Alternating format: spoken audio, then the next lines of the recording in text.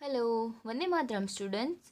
सो हम लर्न करें आपका fourth chapter how the trader became ruler उसके बारे में। और लास्ट वीडियो में हमने वेलेस्ली की जो सब्सिडी रिलायंस थी और उन्होंने अपना विस्तार कैसे बढ़ाया, एक्सपांशन पॉलिसी का पूरा कॉन्सेप्ट फिनिश किया था। आज हम लर्न करेंगे expansion of British rule in India. Bharat में ब्रिटिशरों का समग्र भारत में ब्रिटिशरों ने अपना विस्तार कैसे बढ़ाया, अपना शासन कैसे बढ़ाया, उसके बारे में है। यहाँ पे एक मैप दिया है, तो नीचे लिखा है states that accepted the subsidy alliance, यानी कि ये सारे राज्य है जिन्होंने ये जो सहायकारी योजना है उसका स्वीकार किया था। तो यहाँ पे है लखनऊ है, फिर है अयोध्या, उसके बाद ये है ग्वालियर, सिंधी, होटकर, गायकवाड़, वडोदरा, इंदौर, नागपुर, भोंसले, हैदराबाद, निज़ाम, पेशवा, पुणे और ये है मैसूर। और ये सारे राज्य थे जिन्होंने ये सब्सिडी रिलायंस को एक्सेप्ट किया था। तभी देखो ये पूरा पार्ट तो अंग्रेजों के हाथ में आ ही गया होगा ना। और फिर बाकी रहा ये सारा पार्ट। तो इन सारी जगहों पे ये नॉर्थ इंडिया यहाँ पे ज़्यादा बाकी है, तो ये south India, central India, east west सभी जगहों पे उनका शासन है। सब्सिडियरी अलायंस की मदद से उन्होंने शासन ले लिया अपने हाथ में, तो नॉर्थ इंडिया में उनका शासन बाकी है। तो इस जो कॉन्सेप्ट है ना ये वाला, यहाँ पे हम नॉर्थ इंडिया में उन्होंने अपना शासन कैसे बढ़ाया उसके बारे में लर्न करना है। After finalising the subsidiary alliance treaties with Mysore, Nizam of Hyderabad and Maratha chieftains, the British moved toward the northern part of India। यानी कि मराठा है, निज़ाम है, मैसूर है, इन सबके राज्य हड़पने के बाद, ये सहायकारी योजना की मदद से सबके राज्य हड़पने के बाद लास्ट में वो कहाँ पे आगे बढ़े, हमारे उत्तर भारत में, नॉर्थन इंडिया में। The enter into a treaty of friendship with Nepal, sensing a threat from it. अभी नेपाल में एंट्री करना बहुत ही उनके लिए डरावना था, उनके लिए हार्ड था, इसलिए उन्होंने पहले नेपाल जो था उसके साथ मित्रता बनाई। They fought many battle to secure the frontiers. अभी जो हमारी यहाँ पे नेपाल जो है ना, ये हमारी बाउंड्री है, तो नेपाल में एंट्री करना उनके लिए थोड़ा सा डिफिकल्ट है, इसलिए पहले उन्होंने नेपाल के साथ फ्रेंडशिप की, उसको अपना मित्र राष्ट्र बनाया, और उसके बाद ये जो बाउंड्री है वहाँ पे बहुत सारे उन्होंने संग्राम किए। Friendly relation with the Sikh king Maharaja Ranjit Singh help them to win the battle with the Afghans and establish the rule in Sindh. अभी उन्होंने ये जो सिख राजा थे उनके साथ फ्रेंडली रिलेशन बनाए, और महाराजा रंजीत सिंह थे उन्होंने हेल्प की थी उनको अफगान के साथ युद्ध करने में, और इस तरह से उन्होंने सिंध में अपना शासन एस्टैब्लिश कर लिया था। अभी सिंध में अपना शासन फैलाने के लिए उन्होंने ये जो सिख राजा थे महाराजा रंजीत सिंह, जिसको पंजाब केसरी भी बोला जाता था, उनकी मदद ली, और उनकी मदद से उन्होंने अफगान में विजय प्राप्त किया और वहाँ पे अपना शासन ले लिया।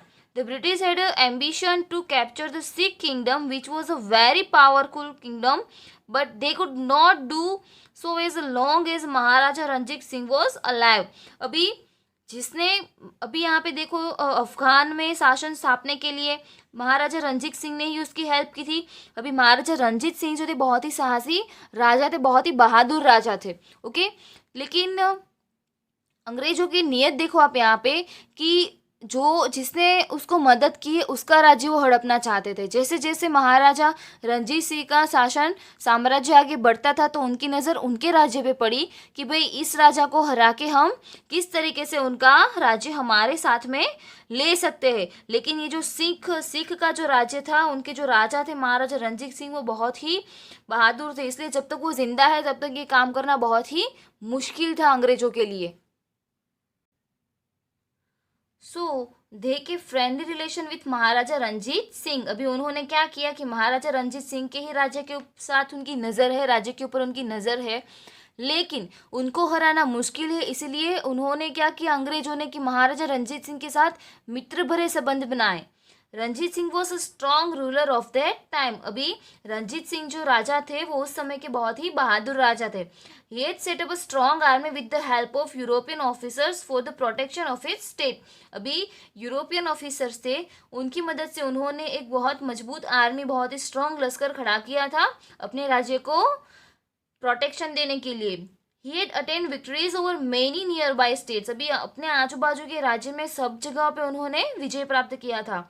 आफ्टर इस state Punjab suffered energy, governor general sir Henry हैडिक came to India and brought the Sikh rule completely under the British rule with policy of interference and annexation।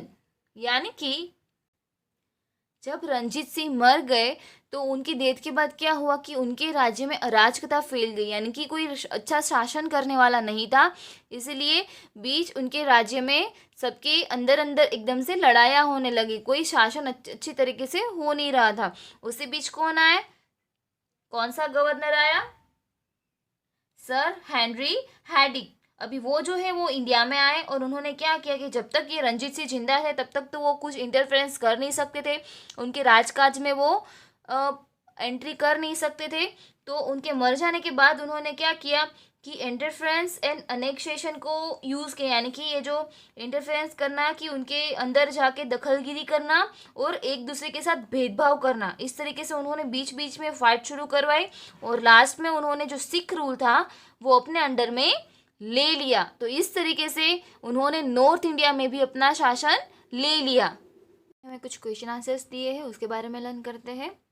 Y did the British establish the rule first in Bengal, अभी बंगाल जो है उसमें ब्रिटिशरों ने सबसे पहले अपना rule क्यों स्थापा। तो फर्स्ट जो हमारा चैप्टर है arrival of Europeans in India, उसमें हमने देखा था कि बंगाल बहुत ही समृद्ध राज्य था और वहाँ पे ब्रिटिशरों को जो टैक्स पे किए बिना ट्रेड करने की परमिशन मिल चुकी थी, इसलिए उन्होंने वहाँ पे अपना किला बनाया, कोठी बनाई जिसका नाम फोर्ट विलियम रखा था। उसके बाद जो मीर कासिम ने उसको हेल्प की कि मीर जाफर और मीर कासिम की मदद से वो बंगाल को राजा सिराजुद्दौला है उनको हरा सके, इसलिए उन्होंने सबसे पहले बंगाल को हाथ में लिया क्योंकि बंगाल को हाथ में लेना उनके लिए इजी हो चुका था।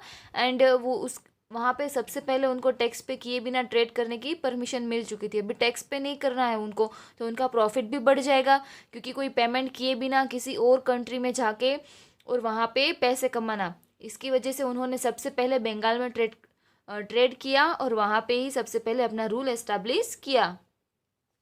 अभी सेकंड क्वेश्चन है why was the essential for the British to conquer the Sikh and Afghan territories, अभी सिख और अफगान के जो साम्राज्य थे उनको जीतना नॉर्थ इंडिया में ब्रिटिशरों के लिए क्यों ज़रूरी था, क्योंकि वो दोनों बाउंड्री के ऊपर आए, राइट। तो बाहर से कोई अदर कंट्री वाले आके चढ़ाई करके और उसको अपने हवाले ना कर सके, इसलिए ब्रिटिशरों ने सबसे पहले वहाँ पे अपना साम्राज्य स्थापा।